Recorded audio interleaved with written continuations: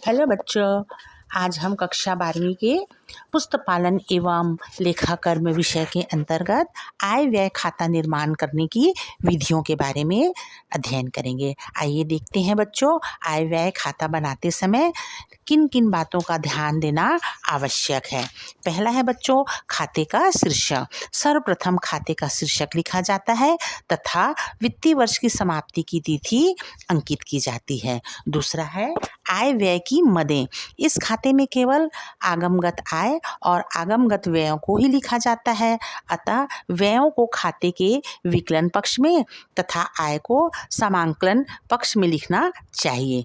तीसरा, आय व्यय की पूंजीगत मदें। आय व्यय खाते में पूंजीगत आय और पूंजीगत व्ययों को नहीं लिखा जाता है। चौथा है चालू वर्ष का आय व्यय। इस खाते में उसी वर्ष से संबंधित आगमगत आय और आगमगत व्यय को लिखा जाता है जिस वर्ष के लिए आय व्यय खाता बनाया जा रहा हो। पांचवा, रोकड़ शेष।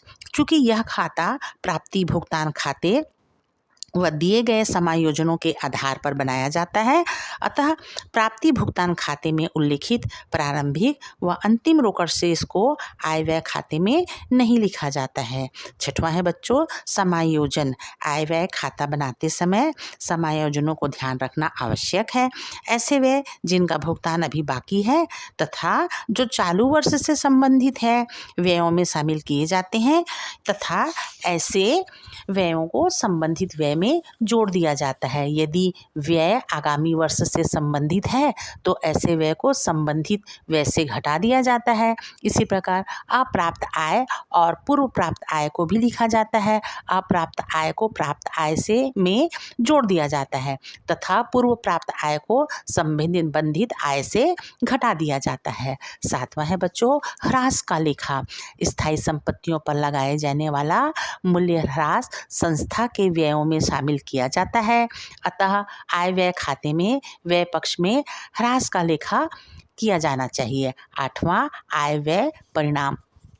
अंत में आय और व्यय पक्ष का योग लगाया जाता है। यदि आय व्यय से अधिक है तो आय का आधिक्य और यदि व्यय आय से अधिक है तो व्यय का आधिक्य का परिणाम प्राप्त होता है। इस परिणाम की राशि कम योग वाले पक्ष में लिखकर दोनों पक्षों को योग को बराबर कर दिया जाता है।